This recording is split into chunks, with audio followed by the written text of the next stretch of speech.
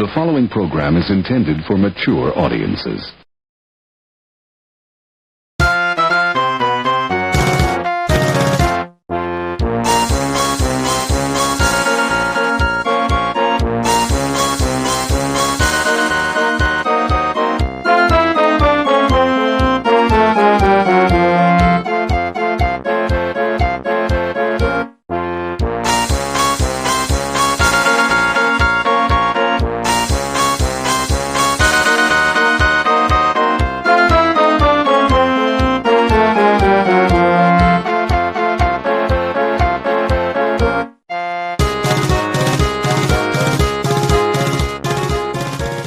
Greetings, one and all. I thought to create this several years ago, at the height of the debacle, but other matters were more pressing, and I was certain this lurid subject would be taken up by others, so I didn't soil myself with such dross. Yet to date, not a single documentary has been made. This is unfortunate, for the facts are scattered throughout many sources, and words can only convey so much. Therefore, this video was created to help cast light on a somewhat shadowy group, the Royal Order of Jesters. Many viewers are probably thinking, the Jesters? Again? Listen, pal, that stuff was over and done with years ago. The Jesters have since cleaned up their act. It was a minority of courts to begin with, and besides, the Jesters aren't really Masonic, so what does it matter anyhow? I would be inclined to agree, if all that were true. But this does not appear to be the case, as we shall see. Also, let me state at the outset that although many of the activities we shall be recounting are indeed illegal, it is my opinion that most of them should not be. So let me be perfectly clear. The basis of the criticisms we shall hear is not that these things are illegal, but rather that they are unmasonic. For a Masonic organization to behave like the Jesters defies all claims of what Masonry is supposed to be about. So to begin with, what is Freemasonry? Freemasonry is often described as a system of morality, veiled in allegory and illustrated by symbols. Aspiring Masons work to advance through different levels of initiation, known as degrees. Many Masons never transcend the first 3 degrees. Known as the blue degrees, these constitute the cornerstone of Masonry and contain various morality lessons, which the tools have come to symbolize. The compasses, for example, are supposed to remind the Mason to circumscribe or compass his passions, and the square to remind him to be fair and honest with others.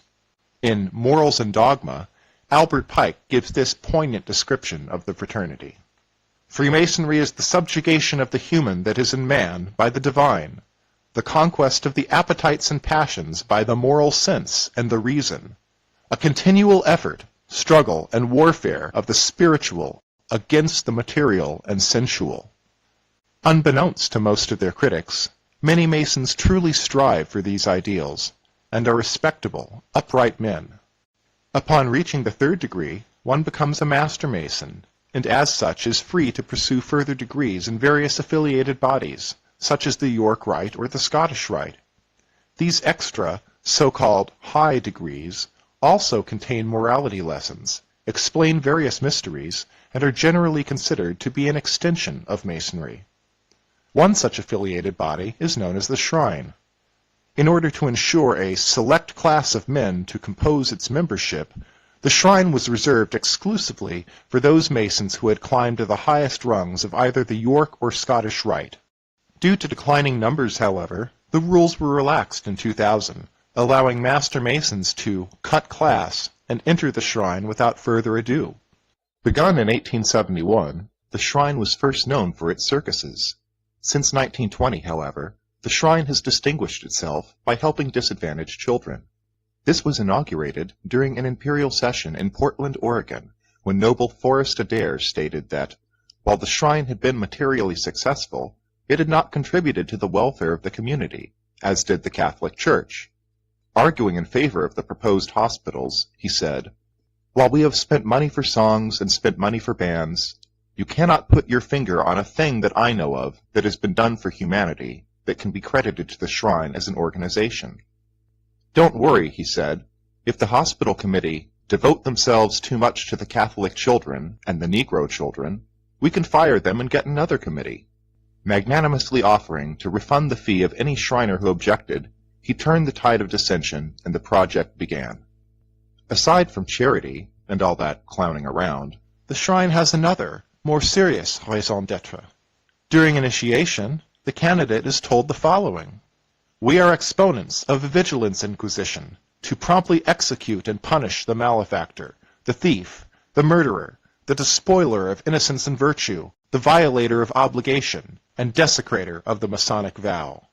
To arrest, judge, and execute within the hour, and thus take the law within our own grasp, and summarily punish the malefactor. The day is not far distant when the name and the escutcheon of the nobles of the mystic shrine will strike a pallid terror to the wild devouring element of crime, and the thankful prayers of the unprotected will attest the justice of our cause." Amongst these noble men lies a hand-picked group, the invitation-only Royal Order of Jesters. These must be Shriners in good standing, and must have rendered some outstanding, conspicuous, unselfish service to their temple in order to qualify. Whereas other Masonic orders have some animal for a mascot, the Jesters have a little man, the Billiken, whom, during initiation, they are made to salute by kissing it upon the rear portion. Jester lodges, known as courts, admit up to 13 initiates per year. Groups of initiates are termed a class, and are given colorful names, such as Spellin's Felons, or Larry's Loafers. The Jesters declare as their sole object the creation of good fellowship through the medium of gaiety, frivolity, and merriment. Its creed, wit and humor without malice, playfulness without destruction, and hilarity without vulgarity, within the context of members' Masonic obligations and community standing. This gay frivolity, known as mirth, is central to the order. Thus its motto, "Mirth is King." A hallmark of Jester functions is their performance of an elaborate ritual known as the Book of the Play, after which they receive a certificate declaring them subjects of their new king, the King of Mirth, His Majesty, King Momus. Momus, or Blame in Greek, was one of the sons of Nyx, or Night, who also gave birth to doom, death, deceit, misery, old age, and strife, though she did give birth to friendship, so let's not be too hard on her. Momus is an interesting character to venerate. A minor deity, Momus was the Greek god of mockery, blame, ridicule, scorn, complaint, and stinging criticism. Apparently, he spent his time ridiculing all the other gods, going so far as to call Zeus a violent womanizer. Eventually, the gods grew tired of this accuser of the brethren, and he was cast out of heaven. His demeanor, however, earned him a place as the god of satire, and thusly of writers and poets. This softening of his nature apparently progressed, for when the Romans got him, the story became, Momus, the son of Somnus and Nox, was the god of pleasantry and wit, or rather the jester of the celestial assembly, for, like other monarchs, it was but reasonable that Jupiter too should have his fool. We have an instance of Momus' fantastic humor in the contest between Neptune, Minerva, and Vulcan for skill. The first had made a bull, the second a house, and the third a man. Momus found fault with them all. So this much is consistent. Momus' role in both cultures was that of a critic, if not a nitpick. One can only imagine what Momus would say about the Jesters if given the opportunity. After all, he criticized Aphrodite for nothing more than being talkative and having creaky sandals. Therefore, I find it only fitting to dedicate this documentary, in a spirit of mirth, to Momus. Long live the king! So who are the Jesters, and what are they about? Until it was taken down at the end of 2011, the Jesters' official website said the following: whereas most Masonic bodies are dedicated to charity, the Royal Order of Jesters is a fun degree with absolutely no serious intent. Their internal documents describe them as a luxury organization for only those who can qualify and who can afford it. The public has typically heard little about the Jesters, other than the occasional blurb in the press, usually mentioning little more than the name of the group. One article from 1947 described the Jesters as a fun-loving group whose members like to get together occasionally for a little mild drinking. It seems some 50 of them were going to fulfill the last wish of one of their brothers by drinking a case of bourbon in one sitting. Another article from 1951 calls them a subdivision of Shriners who live only for the next prank. Over the years, however, rumors began to emerge about the Jesters and the wild parties they allegedly threw. Then, in 1989, something happened. Few people know that their activities were publicly exposed some 24 years ago when a certain Miss C was arrested by the federal government for allegedly running a prostitution ring. This, however, was no ordinary prostitution ring, but rather a group of Jesterettes, or jester girls, that were servicing fraternal events across the country. Her court testimony was astonishing. Describing the Jesters as a fun-loving and hard-partying offshoot of the Shrine, Miss C said that jester parties were always guarded by elaborate security to keep away outsiders, that guests were fitted individually with color-coded wristbands, and that armed police officers, sometimes uniformed, were paid $20 to $30 an hour by the Jesters to protect these events, with full knowledge that illegal gambling and prostitution were happening right in front of them. She told of one event in Birmingham, Alabama, where an entire hotel floor was sealed off for the girls, with a shotgun-wielding SWAT officer guarding the elevator, and how at another event in Chicago she was actually driven from one location to another by a sheriff's deputy. Upon inquiring about the need for such heavy security, C was told that a few wives might be prowling around trying to cause trouble. The government did not deny these allegations, their prosecuting attorney portraying her as the manager of a prostitution ring that serviced fraternal conventions across the country. Her attorney, on the other hand, portrayed her as a victim of the Jesters. "Those Jesters, they're not the victims. They're carrying on to this day," he said. C, who had previously quit prostitution, was lured back into the trade at a Shriner convention in Milwaukee. She had been approached by the Tripoli Shrine to do some legitimate modeling in some of their skits. Once she arrived at the convention, however, she realized it was no innocent affair. She said there was illegal gambling going on, and that a hospitality room had been set up with topless waitresses, 2 of whom she recognized and knew to be prostitutes. C testified, "One of the fellows pulled me aside and said, 'I know where you can make a lot more money than the few $100s we're paying you for the skit.'" That, she said, was how she learned about the Jesters, whom, she was told, were having a convention in Chicago the following August. The Jesters sent her a written invitation early that summer, she said, asking her to bring along another woman. C said they had to send in photographs and attend a security meeting, otherwise it was, "Don't show up." It was slow starting with the Jesters, she testified, because other girls had their preferences of events. But later that year she became one of the regulars, through the sponsorship of a veteran jester girl who had taken a liking to her. Of the Jesters, C testified that many of the Jesters are well-to-do businessmen, mayors and aldermen. According to the federal government, between 1984 and 1988, C dispatched Jesterettes not only across the country, but to London, Mexico, and many other far-flung locations. C, however, denied these allegations. After saving up a cool $250,000, C was preparing to quit the business and marry her new boyfriend, when she was scooped up by the feds, who, of course, confiscated everything. "I had a nice little nest egg saved," she said. "Now it's gone." So what became of all this? It sure had all the makings of a major scandal. Nothing. Miss C was sentenced to 6 months in prison and 2 years probation, and the case was dropped like a hot potato. The story was successfully squashed, running in just a few local newspapers. A spokesman for the Jesters denied ever knowing C, calling her allegations mind-boggling. And that was that. The whole thing got swept under the carpet, and for the next 15 years, all was quiet in the realm. Then, in 2005, trouble began to stir. An email got sent out to all Texas Masons by a disgruntled jester using the pseudonym Sam Houston. He told of his time in the craft, calling it the best experience of my life. That is, until he joined the Jesters. Of that, he said in part, "During the initiation of new Jesters, I was offered the opportunity by another fellow brother to sleep with a whore, even though I had a wife and kids waiting for me to come home. I was not strong at the time, and I violated every oath I had ever taken with my wife. This did not stop at initiation. These were a constant occurrence at our jester functions, and they are a common occurrence today. The initiation practices have not changed as well. Prostitutes were offered, made available at our functions, and often brothers would have sex in front of other brothers.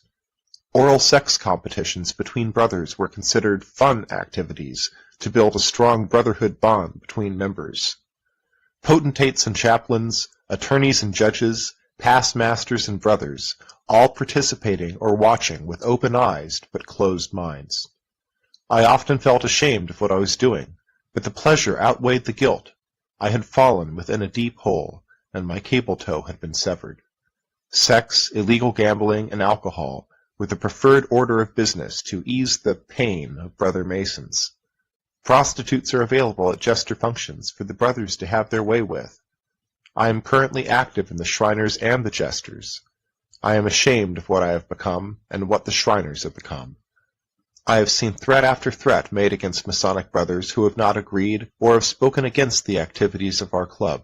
These activities are in every Royal Order of Jesters club in the USA and beyond our borders. You would be surprised if you knew who was jester from your local blue lodges. Outstanding, moral men, at least by their outwardly appearance. Even though these allegations squared nicely with Miss C's story, there was no hard proof until 2008, when several jesters got netted in a human trafficking sting. A federal investigation into a massage parlor that utilized illegal Asian immigrants as prostitutes revealed a judge and a retired police captain, both jesters, amongst its clientele. Investigators further discovered that these men had transported at least one of these prostitutes across state lines to work at jester events, which one U.S. attorney described as complete sexual debauchery. In the end, 3 jesters pled guilty to human trafficking, and a 4th to concealment of the crime. Ronald Tills, a former state Supreme Court justice who had been working part-time as a judge for the Court of Claims. John Trowbridge, a former police captain. Michael Stevick, a law clerk who worked under Tills, and a 4th jester, Michael Lisinski, who brings Miss C's story to mind. A sheriff's deputy, he admitted transporting approximately 6 or 7 prostitutes to a hotel in Niagara Falls, where the National Book was being held. He got off with a lesser charge, however, claiming he didn't realize they were prostitutes at the time. All 4 were brother jesters at Buffalo Court 22, where Tills had served as director, and had arranged to have prostitutes at numerous gatherings in the United States and Canada between 2001 and 2008. Tills' plea agreement reads in part, "The defendant and the government agree to the following facts. The defendant, Trowbridge, and Stevick specifically transported a woman from the Western District of New York to Kentucky, intending for the woman to engage in sexual intercourse and other sexual activity in exchange for money with members of a men's organization of which these men were members. This organization maintained chapters throughout the United States, including Western New York, and it was the custom of these chapters to host periodic meetings, usually on weekends, for their members. At most of these meetings, some members of the organization would be tasked to arrange for the presence of women at the meeting for the specific purpose of utilizing the women to engage in sexual intercourse and other sexual activity with the organization's members in exchange for money. The parties further agree that in or about spring 2006, the defendant arranged for the transportation of women from the Buffalo airport to the organization's national meeting, then being held in Niagara Falls, Ontario, Canada. The defendant agreed with representatives of the national organization that he would see to it that members of the Buffalo chapter of the organization would get women from the Buffalo airport to the hotel in Niagara Falls, where the meeting was being held. Tills also admitted to lining up girls for jester events in other locations, including Florida and Pennsylvania. In sentencing Tills, Judge Scretany noted his leadership role in the community, calling him a real-life Jekyll and Hyde, a respectable role model on the one hand, and a man who victimized vulnerable women on the other. Coco was a real victim in this case, he said, and regrettably, she's not the only one. Scretany described Coco as an illegal immigrant who barely spoke English and was sold into sexual slavery as a young woman. Coco, he added, was transported by Tills across state lines to serve as a prostitute at a jesters' convention in Kentucky. The judge also chastised Tills for engaging in a sexual relationship with a woman whom he had previously sentenced as a judge and then recruiting her to work at a Jesters convention. I view, and I think society views, this as particularly disgraceful, Scretany said. Despite Till's open admission that he agreed with representatives of the national organization, he would see to it women got to the hotel in Niagara Falls for the national convention, Gary Martin, the royal director or president of the Jesters, claimed that such conduct is never condoned by the national leadership, and that the presence of prostitutes at Jesters gatherings is something that only the Buffalo chapter engaged in. We believe that this is isolated, inappropriate, indeed illegal conduct by only an extremely small fraction of our membership, he said. Some former Jesters disagree. J. L. Edwards said he belonged to the Jesters for 7 years, ending in 1998. Edwards told the Buffalo News the incidents he witnessed included prostitutes walking around parties, wearing only panties, soliciting Jesters to meet them later in their hotel rooms, sex contests involving prostitutes and Jesters members performing in front of large groups of Jesters, and off-duty cops in uniform making sure that no non-Jesters entered the rooms where such activities were going on. You had prominent people at these books, he said. Ministers, police chiefs. It's an elite group, people like Judge Tills, Edwards said. Another former Jester, Malcolm Mutt Herring of Montgomery, Alabama, came forward and said, I quit the Jesters more than 20 years ago, and this kind of thing has been going on at least 40 or 50 years. I quit because I don't drink and I don't mess around with other women, other than my wife. Going to one of their events was like going to a whorehouse. Next, we shall hear a partial interview with 2 Jesters who wish to remain anonymous. What did you see at the parties? Drinking, gambling, pigeon shoots, prostitution, sexual hazing? I could write pages on these subjects. Oral sex contests, high-stakes poker, lots and lots of drinking, porn movies running 24/7 in the hospitality room. What would you tell the other Jesters if you could? Enough is enough. End this. We can have legal meetings without all of this. Quit lying to your wives and uphold your Masonic vows. A Mason is pledged to be a better man, not a drunk, gambling womanizer who's fooling the IRS. It's not the organization I thought it was when I joined. I thought it was for leaders in the shrine.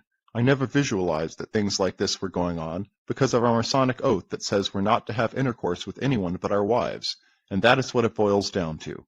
I thought it was an up-and-up organization, but I found out that it was not. Another interview with the wife of a Jester is worth recounting. You are married to a member? Yes. How long? Married 35 years. Was there a pattern of behavior changes as your husband got more and more involved with the Jesters? When he first got involved with the Jesters, I thought it was the best thing for him. He met many, many men who became close friends. They have a saying, there are no strangers in the realm, just friends you haven't met. He maybe attended 2 books a year for the first 2 years, but by his 7th year he had 14 trips planned.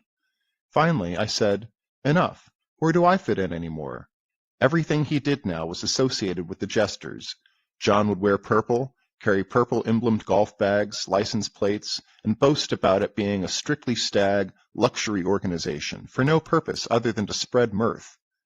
The more I heard that, the more disgusted I became. I also noticed that he was not taking cell phone calls in front of me, or he would go outside to talk. He used to let me answer his phone. I had heard about the girls by accident, about the 2nd year that John was in. He certainly played it down, and told me he had nothing to do with them. They were kept separate, no contact at all. I believed him. I didn't ask any more questions. The Jester's oath is, what you hear here, what you see here, stays here when you leave here. Every new member must take that oath. He was a bit open with me about some of the things that went on, I guess telling me just enough not to arouse any suspicions, so I definitely discovered our problem after a specific incident.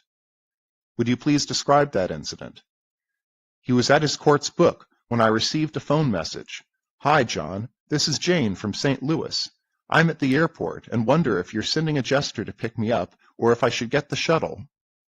Did you confront your husband? Yes. He explained to me how it works. The Jesters have a pool of girls. Certain men have their favorites and make requests to have them at the books. It's up to each court's director to assign the job of inviting the girls, a number based upon the number of attendees. They also have a doctor who checks the girls' papers. From what you found, please describe what goes on at these jester functions. Other than girls, there's a lot of high-stakes poker, low-stakes gin, and 24-hour hospitality rooms. The initiation involves stunts, which I know include nudity, but I don't know much about it. John says they don't involve the girls anymore. They also provide sightseeing, golf, etc. There's a lot of good stuff going on. They end with a black tie royal feast on Saturday night. Now there is an edict from Jester headquarters that no girls may be at any of the books. The guys were sweating it out, not only that the wives would find out, but also the authorities. Is this true? Have the Jesters cleaned up their act? Perhaps a bit. In August 2008, a directive was sent out to all local chapters, forbidding the following conduct during initiation ceremonies. Any type of physical brutality, such as whipping, beating, striking, branding, electronic shocking, or placing of a harmful substance on the body. Also included were sleep deprivation, exposure to the elements, confinement to small spaces, or other activities subjecting jesters to an unreasonable risk of harm. Although the jesters claimed they were just trying to cover their billiken with this directive, such hazing is hardly unknown to the shrine. A lawsuit from 1989 revealing that electrified mats and benches were still employed, in some temples at least. But what of the girls? After all, it's not like the feds suddenly found out about this in 2008. They've known all about it since at least 1989, if not before, so they're clearly not after the jesters. Judge Tills and the others simply happened to be in the wrong place at the wrong time. Nonetheless, it sent shockwaves throughout the organization. At the National Book in 2009, Royal Director William Siders addressed the Assembly. We all know that in the last several years we've had some major problems. We have done everything humanly possible over the last 2 years to protect you and the realm, and shelter you from things that are happening. If we ask you to do something, or we suggest that your court not do something, or do something a little different, please listen to us. We hope this is all coming to an end. It will never be the same. I am asked that all the time. It will never be the same. We will do everything humanly possible, but please support our decisions, and please respect the work we're trying to do for you, and will keep us all out of trouble. So it seems the parties aren't quite as wild as they were, but how much has really changed? Apparently not a lot. Though this, now infamous T-shirt has been removed from public sale, Jester invitations still make it clear that these are stag-only events. While most all of them flaunt the drinking and gambling, some depict Jester girls in rather compromising positions, and others advertise the 24/7 pornography spoken of earlier, along with other man fun. And there's lingerie shows in hotel rooms, and outings to places like Hooters. "These cocks are out of control," reads the advertisement for this pheasant hunt. At this recent invitation-only Jester party, the entire hotel was blocked off for jesters only. Any questions? Ah yes, such parties. Before the candidates may participate in the book of the play, it seems they must first undergo physical examinations to make sure that they are ready to attend the book, and the stage is apparently set up by something called the erection crew. How punny is that? The jesters claim that the events depicted in this film were rare and isolated. Their artwork proves otherwise, as the sexually suggestive pieces used in this documentary alone span 40 courts over several decades and are by no means a comprehensive collection. In case you are wondering, yes, this is actual Jester artwork. Aside from these pictures right here, and that's that, the rest is official ROJ artwork. Now I don't wish to mislead. The majority of Jester artwork does not have bizarre sexual imagery. Most of it is rather benign, and often falls into several themes.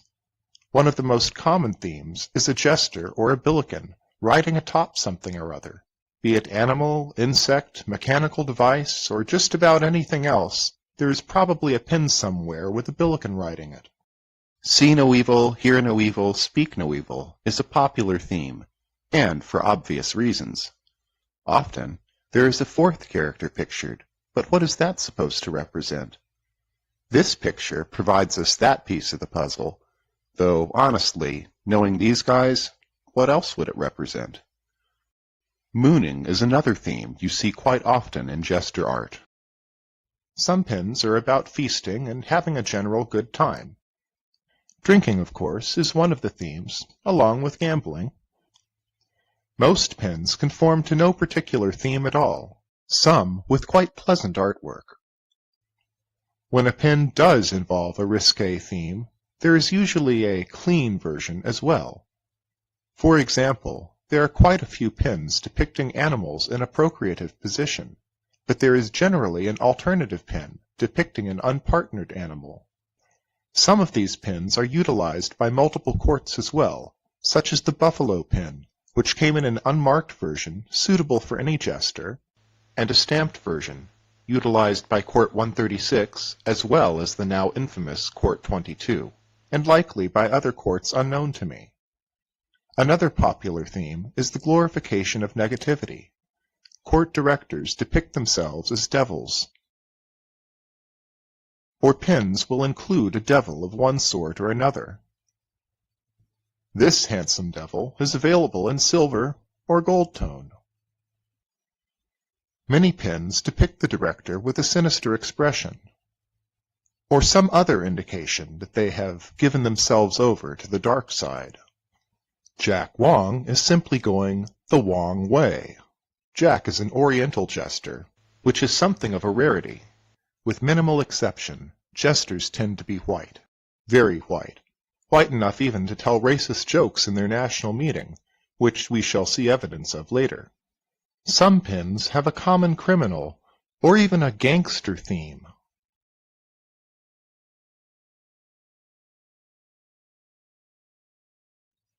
Or the flip side of that theme, the identification with the intelligence community, which, of course, dovetails into the law enforcement theme. A number of pins depict law enforcement of one type or another, which is not surprising, given that the jesters commonly work with, or actually are, the local law enforcement. Here's a combination of the law enforcement and the sexual themes, the Texas Ranger. Here's another, Balls Busters. They also went by the name Ball Busters. Incidentally, so did another class from Court Number 6. Then there are hybrids of the gangster theme and the sexual theme, like this pimp gangster pirate here. Or take this one. We see a jester with wine glass in hand, behind a group of newly felled trees. The caption reads, "Because we can." Looking closely at the hill behind him, we see the footprints of a man and a woman in a sexual position. Indeed, many pins with sexual themes are somewhat subtle. Anyone care for a Georgia peach? How about this one? In case you didn't notice, it's a condom, and the class is named Dick's Protectors. Happiness is a drunken pussy cat? There's the strange jockstrap theme. Shanahan's stiff pizzles? I'll give you one guess what a pizzle is, or you could just look it up. All right now, straighten up and stand erect. Jesters are well educated. They even speak Latin. See? They're also well versed in physiology. This pin seeks to inform about the birds and the bees, with a lesson on pollination. Hey everyone, here comes Willie the Clown. Pins like Johns, although having double meaning, clearly imply that these men employ prostitutes. The Los Angeles class from 1967 was simply called the Johns. In 1981, it was named Royal Johns. It's likely that the other jester pins depicting a toilet carry the same implication. Here's another with double entente. Jack's Jewels. At first glance, Jack sits surrounded by jewels. But are those Jack's jewels? Or are Jack's jewels down below? Hershey's with nuts? Whiners whining wieners? Oh, look, he's got another drop coming out of his head. Ah, yes, the old wiener theme. There's one a jester can identify with, and indeed they do. Jesters love such innuendo. Can't beat Bob's meat. Now there's a loaded statement for you. What monkey business is this? Oh, he must be adjusting his jewel. Here, kitty, kitty, kitty, kitty. Jim Kennedy had an interesting pin. It was made in two parts, so his nose could swing from side to side. Clever, eh? This annual dinner invitation from 1943 is the earliest example I have of a jester girl. The flyer indicates that both girls and heavy drinking, as this poem describes, have been part of the Jesters for at least that long. Of course, not all the sexual themes involve girls, for mirth is king and sometimes queen, you know. Wags, merry band of weenies, bare-assed and free? On the other side of this lovely glass are some equally lovely nicknames, one of which I find particularly amusing, that of the treasurer, Forrest Bend Over Grease It Well. Such a suggestion might just be welcomed by Ray Hillikin here, or perhaps by the so-called perfect ones, or maybe by some of the boys over at Court 69. But the Nova Scotian jesters take it to another level. What is this? A circle jerk or something? That's definitely not urine, unless urine comes in spurts. This class from 1992 was called Hertz Pain Inflicting Ones. The pin depicts a character in a wheelchair who has apparently been injured by the large cock, or rooster if you prefer. Not sure I know what this is about, and I'm not sure I want to know, but it doesn't look like the donkey is enjoying it. Since it is a donkey, it doesn't qualify for the horse's ass theme. So I refer to this picture as the compromised ass. The next few pins, however, I am sure what they are about, and it's pretty bad. Why is that sheep so worried about the man in the kilt approaching it from behind? Montana Love Boat? Gimme a break. It even came in two styles for the discerning collector, and also in silver or gold tone. Now, if you think I might be going too far here, the next picture should settle all doubts. Seriously, you guys, what's up with the sheep? I'm getting worried here. As far as the trips to Brazil and the allegations of child sex tourism, the jury is literally still out. According to the defendant, I menace the allegations that will be proven in court. I've told you that before. You've seen these allegations in this lawsuit. Richard, what can you tell us about that? Just what I've told you, that I'm innocent of them. To set up, start with a competitor, an angry competitor. You know the story. whatever the truth may be, it is true that only a handful, less than 1% of the jesters, actually took part in these trips.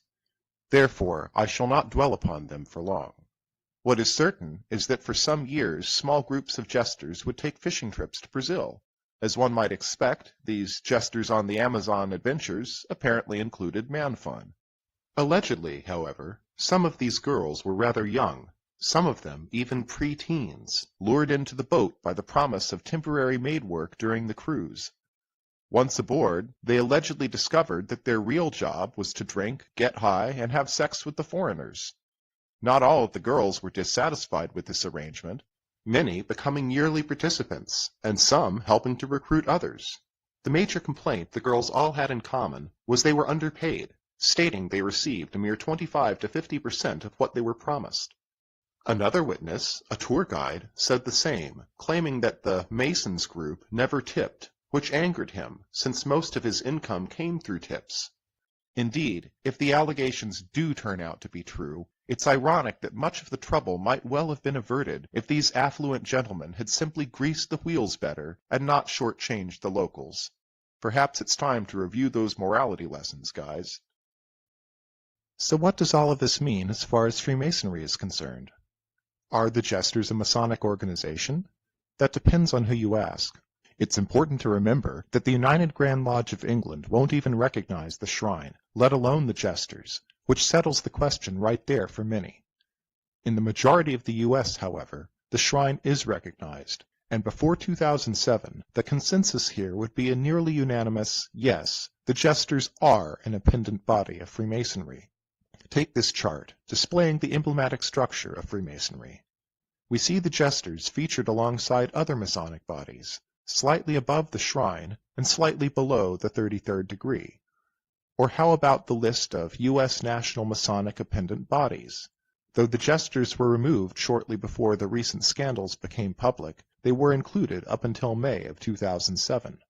The Jesters themselves have always claimed to be Masonic, declaring they proudly believe and participate in Masonry.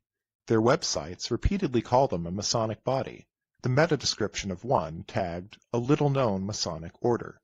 But what one says to the public is much less important than what one says to the government, especially regarding taxes. A few years back, the Jesters' headquarters in Indiana temporarily lost its tax-exempt status. In 2012, it also lost its appeal to the Indiana Board of Tax Review on this matter. The ruling was revealing, recounting the arguments put forth by the Jesters, stating in part, the petitioner presented two cases in support of its argument that, because the Jesters is part of the Masonic fraternity, the Jesters is a religious, charitable, and educational organization, and its property is therefore used for exempt purposes. In response to questioning about the property's charitable use, Alex Rogers, a representative of the Jesters, testified that the basic Masonic fraternity is looked upon as charitable, though he admitted that the organization itself had not written any checks to the Shrine Hospital or to any other charities. The Jesters is part of the Masonic fraternity, which Mr. Rogers testified is the highest respected fraternal organization there is in the world. According to Mr. Rogers, the Masons is a character-building organization whose purpose is to strengthen the individual character of a man through its rituals and through its teachings. The purpose of the Jesters is spreading the gospel of mirth, merriment, and cheerfulness, promoting fellowship and fraternity among members, and extending good cheer and assistance to the general public, which furthers the Masonic principles of brotherly love, belief, and truth. The argument was clear. Masonry is wholesome and charitable. The Jesters are part of Masonry, therefore the Jesters are wholesome and charitable. They also argued that, since the headquarters maintained a museum of Jester memorabilia which was open to the public, it was thereby providing a public service, although Mr. Rogers testified that the museum is not on the National Museum Registry, and that the museum's hours were not advertised anywhere outside of Jester publications. The county argued this was insufficient grounds for exemption, partially because the organization does not serve the class of people that are legitimate subjects of charity, and because the government has no obligation to provide entertainment, merriment, or mirth. The county further argued that the Jesters is not engaged in any charitable activities, and any educational activities are limited to the membership of the Jesters. The Jesters' exploits would be curious enough were they confined to the profane world, but this is not the case. Instead, they reside at the heart of American Freemasonry. This is problematic for a variety of reasons. For one, they connect themselves to Masonry, claiming to further Masonic principles while rendering public service. Despite the lack of evidence for this, they still operate under tax-exempt status. This allows members to make tax-deductible donations, which, of course, go towards funding the mirth which is reserved exclusively for themselves. In other words, the Jesters provides a way for its members to take their tax money and party with it. Also, the majority of Jesters are married, so their sexual activities not only violate their Masonic oaths, but their marriage vows as well. And adultery is not the only Masonic offense committed by the Jesters. It seems they break all the rules. Although these vary between jurisdictions, the following can generally be said to be true. Gambling is a Masonic offense. It is also a staple of Jester functions. Intemperate drinking is another Masonic offense that the Jesters are famous for. Profane swearing, Jesters take it in stride. And, of course, fornication and cohabitation with lewd women is also a Masonic offense. How can this be? Masonry claims to be a war of the spiritual against the material and sensual. But as the rank and file diligently compass their passions, some so-called elders do quite the opposite, claiming to do so in the name of advancing Masonic principles. Furthering this hypocrisy, many of these men somehow manage to cling to the belief that they are perfected beings, saying things like, "I'm pure and virtuous and wholesome and innocent. How can you say anything bad about me?" "Gee, Bob, isn't that just a bit prideful? Who do you think you are?"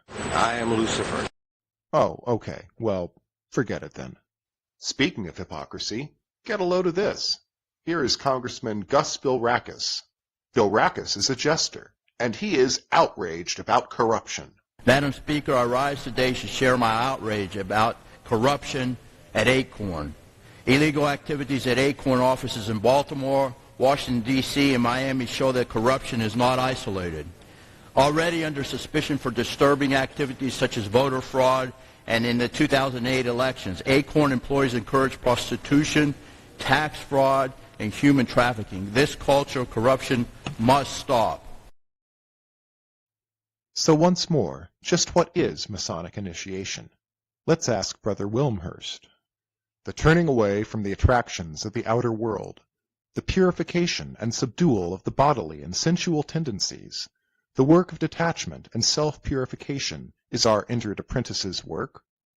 The analysis, discipline, and obtaining control of one's inner world, of the mind, of one's thoughts, one's intellectual and psychic faculties, is the extremely difficult task of the fellow craft stage. The last and greatest trial lies in the breaking and surrender of the personal will, the dying down of all sense of personality and selfhood, so that the petty personal will may become merged in the divine universal will, and the illusion of separate, independent existence give way to conscious realization of unity with the one life that permeates the universe. For so only can one be raised from conditions of unreality, strife, and figurative death to a knowledge of ultimate reality, peace, and life immortal. To attain this is to attain mastership, involving complete domination of the lower nature, and the development in oneself of a higher order of life and faculty. Wow, sounds great. And that's just the beginning. From there, you go on pluming your cap in the high degrees, assimilating the mysteries of antiquity. Then it's off and away to the mystic shrine, where, after some time of devoted service, if you're fortunate, you might get invited to experience the pinnacle of good fellowship amongst brothers. Wild, drunken stag parties, replete with high-class hookers. How anticlimactic, as if similar good fellowship wasn't happening in other so-called gentlemen's clubs all over the country. It is indeed mind-boggling that such otherwise sophisticated men would derive pleasure from jester parties. Other than sightseeing trips, golf, and of course the play, the mainstay consists of gambling, drinking, and whatever else is happening in the hospitality rooms. Many events also feature shooting contests, including pigeon shoots. In the Calcutta style, pigeons are released from cages to be picked off by shotgun. The men gamble on who can kill or maim the most pigeons, which are afterwards discarded. Then there's the Columbaire type, where some guy hurls a partially plucked pigeon over a line, which I suppose is slightly more sporting. Although these are outlawed, or at least heavily frowned upon in many states, they are one of the jester's favorite type of shoots, though they also engage in skeet shooting, pheasant hunts, even machine gun shoots. Man fun, you say? Perhaps, but to me it seems like a cruel joke. After years of preparation and striving, one reaches the inner sanctum, only to be invited to engage in adultery alongside one's brothers, get drunk, gamble, and shoot pigeons, all well hidden from the prying eyes of the profane. Oh well, different strokes, I suppose. If that's what these men want to do, then as far as I'm concerned, they have every right to do so. The problem is that it is done in the name of furthering Masonic principles, under the guise of a tax-exempt Masonic charity. When Manly P. Hall called Freemasonry a fraternity within a fraternity, an outer organization concealing an inner brotherhood of the elect, was he referring to groups like the Jesters? I certainly hope not, and I honestly don't believe that he was, and therein lays the rub. Freemasonry is composed of men with differing ambitions, among whom are mystic seekers looking to better themselves while plumbing the mysteries of the universe, and those for whom Freemasonry is a good old boys club for the purpose of power and privilege. Chris Hodap, author of Freemasons for Dummies, wrote, "I once had a friend who asked the question, what good is it being a member of a secret society if you can't get out of traffic tickets or get serviced by a hooker with a cop watching the door for you? If that's what a man is looking for, then the Jesters need to split from the Shrine and just go be a sex club. And if the Shrine condones it, perhaps the Shrine needs to split from Freemasonry as well. There have been calls for years to split from the Masonic fraternity. The Jesters are one more reason to head in that direction." Brother Hodap, a Shriner himself, is not alone in his opinion. Not that the Shrine doesn't do good work at the hospitals. It does, but so do many other charities that have no part in Freemasonry. In 1905, Imperial Potentate Collins adjured all the potentates, "Can we not make a united effort so that the world at large may know that when we are Shriners, we stand for that which is highest, purest, best, and noblest in Masonry?" Yet today, the Shriners are known as the party boys of Masonry, and it's unlikely that all the parades with clowns and toy cars have done much to improve this image. 2 states recently declared the Shrine to be clandestine. Why? Because the Shrine insisted on retaining non-Masons among its members. Since the Shrine apparently cares so little about this prerequisite, perhaps it's time to relax it entirely. This division would go a long way towards righting things, but it will never answer the basic question, why? The fact remains that up until the year 2000, the mirth was reserved exclusively for a select group of 32nd and 33rd degree Masons or Knights Templar, and even to this day, most of the members are on the same level. Though this may seem outrageous, an examination of history reveals it to be the norm.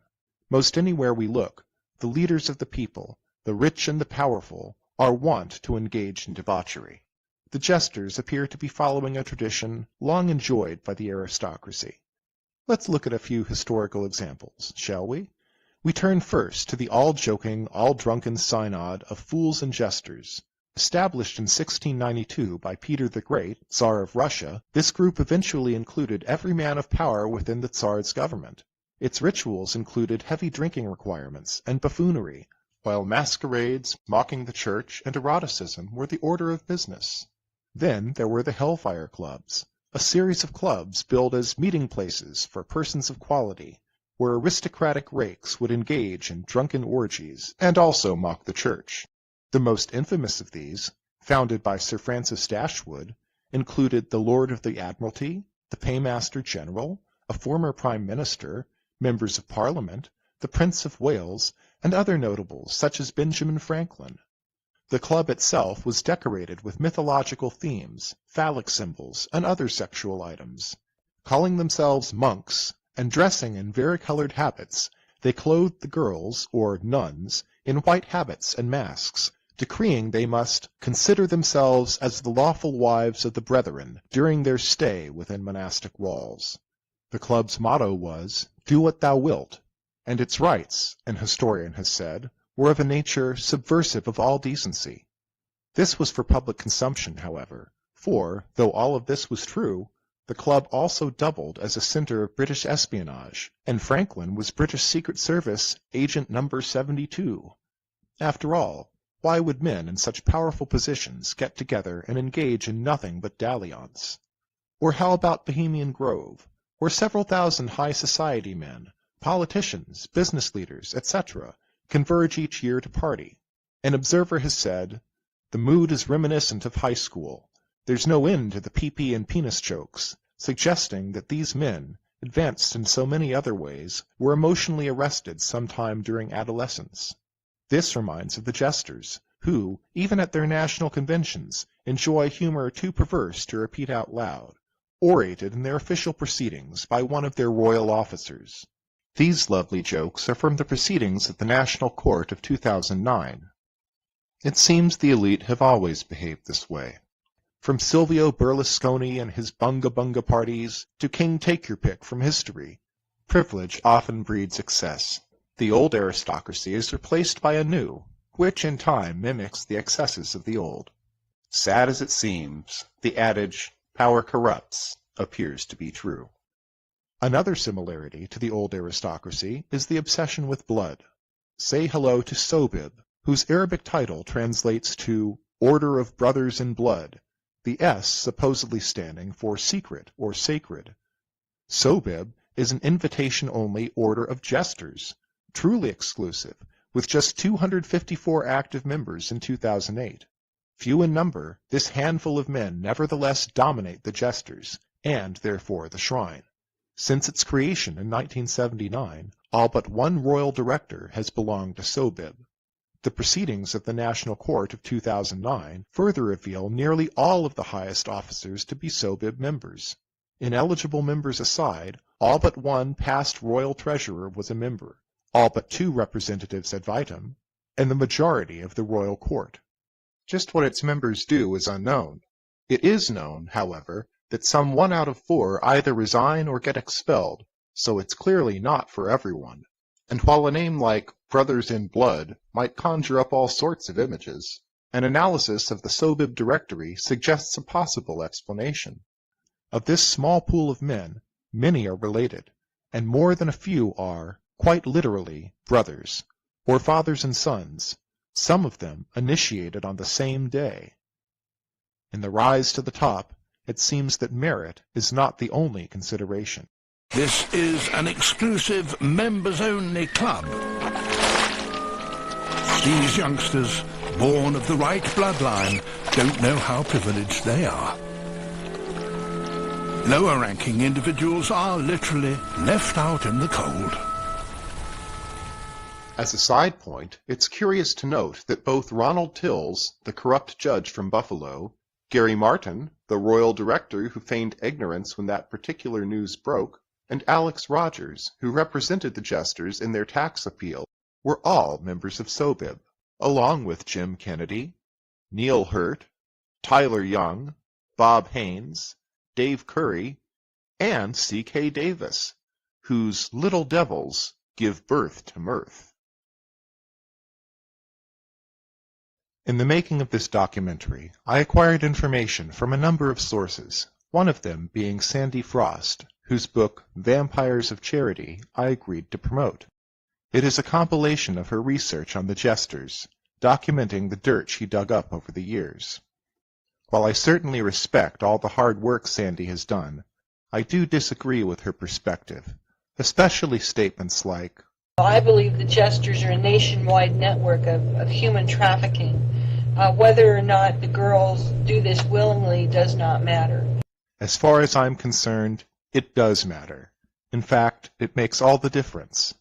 To me, it is immaterial whether the girls were transported across state lines, except that it gives the feds an excuse to transform ordinary prostitution into human trafficking.